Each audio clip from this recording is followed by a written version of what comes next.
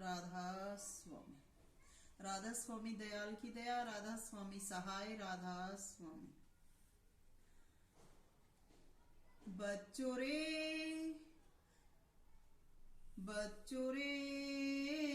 भगवत प्रेमियों, बच्चों रे जपी तपी सन्यासी, जग में एक बाघ ने फिरे भूखी प्यासी। संत सूरे माँ में डस रही, और डस लिए सब घरवासी। बच्चों रे तुम्हें असल फकीर बंधवाएगी, तुम्हारे पैरों में जंजीर, और डलवाएगी गले में फांसी। रे ये बाघड़े फिरे भूखी प्यासी।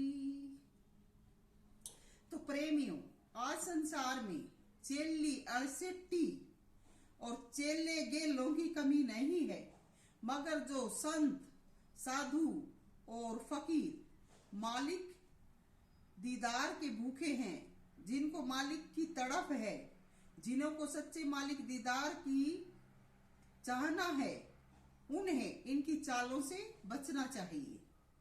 क्योंकि संत कबीर ने अपनी वाणी में फरमाया है कि नाई की झाई पड़े अंधा होत भुजंग, कहे कबीरता की कौन गति, जो नित नारी के संग या पर नारी के संग।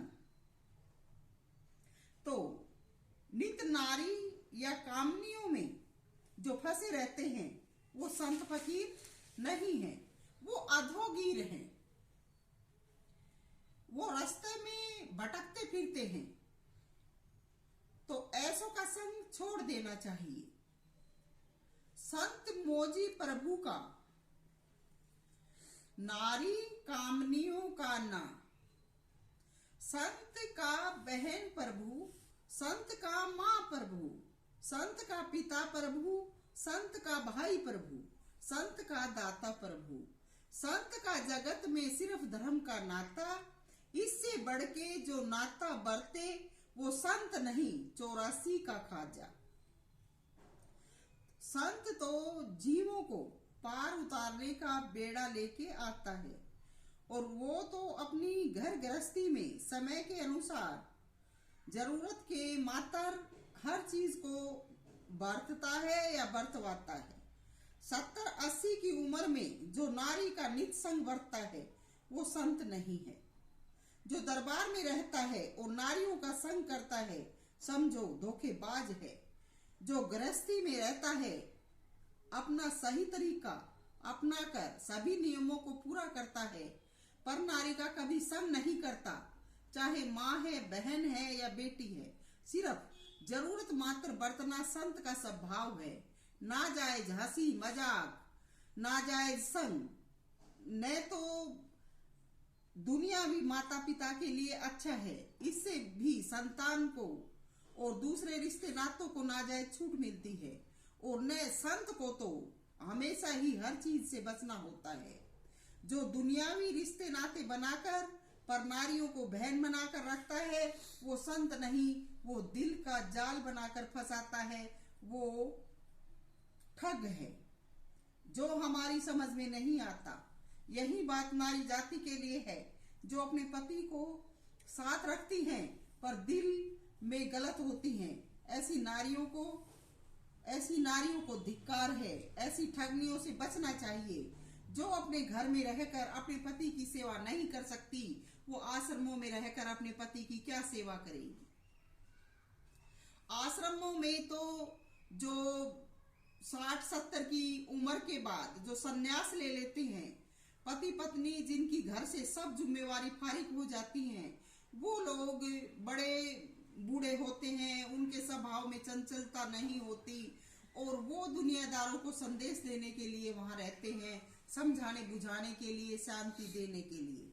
लेकिन आजकल के जो जवान जवान लड़के लड़कियां आश्रमों में रहते हैं, घर से भी भागते हैं, माँ बाप न वो माँ बाप की सेवा करते हैं, बस दुनिया में रह के अपना मन चाहा गुजारा करते हैं। उनके पास न नाम है, न वो किसी भी कीमत पर संत स्वभाव में आ सकते हैं। उनका पेशा सिर्फ हराम का माल खाना है और दुनिया को लूटना है। तो जो परनारियों से नेह लगाता है, किसी से बहन का नाता करके, किसी से और दूसरा नाता करके, वो भी संत गति नहीं है। परनारी तो कबीर साहब कहते हैं कि चून की भी बुरी बताई गई है। ये ठगनी तो पांचों तत्वों से भरपूर है, इनकी संग उजाड़ देती है। बचोरे कोई संत फकीर ये बाघन जग में आई, जिनको मालिक से मिलना है, शब्द रूप में समाना है, उन्होंने तो अंत समय में अपनी पत्नी से भी हाथ जोड़ के विदाई ली।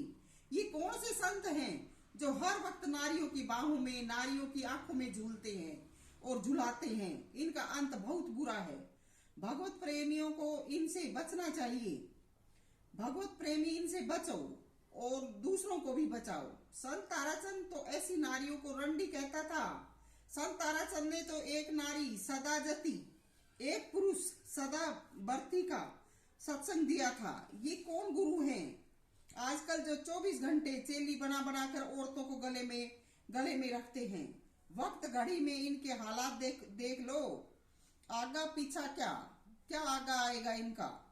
इसी समय इनका जीवन बर्बाद चल रहा है। दूसरों को अपने जीवन का नाटक दिखा दिखा कर लुभा कर अपना समय बिता रहे हैं। तुम्हें क्या परमात्मा से मिलवाएंगे? जो सतगुरु होता है वो तो अपने सत उपदेश से जीवों को पार लगाता है। ये नाटक नौटंकी तो बहरूपिये ही करते हैं। संत कभी कोई नौटंकी नहीं करते। जो नौटंकी करता है वो संत नहीं है। संत सरल स्वभाव के होते हैं, वो किसी भी दिखावे में नहीं पड़ते। सबका अपना नसीब होता है। जिस किसी संत का पीछे का कर्म अच्छा होता है वो अमीरी में जीता है, जिसका कर्म माड़ा है वो अपना गरीबी में जी लेता है। पर तरह तरह के नाटक तो ये नट करते हैं, नौटंकी वाले करते हैं, पेशावर करते हैं, जो कि इस प्रकार के नाटक करके पैसा कमाते हैं और अपना पैसा चलाते हैं। तो ऐसे जो गुरु हैं, ऐसे जो शिष्य हैं, उनको कभी भी संत मत का या संत नहीं कहना चाहिए। ऐसे पेशागिरों से बचो। ये तुम्हारा धन भी लेते हैं, इज्जत भी लेते हैं, तुम्हारा समय भी बर्बाद करते हैं। कहाँ की मुक्ति? संसार में इनकी अपनी खुद की तो कुगति हो रही है। एक स्थान से दूसरे स्थान भटकते फिरते हैं। न इनका कोई सत उपदेश है।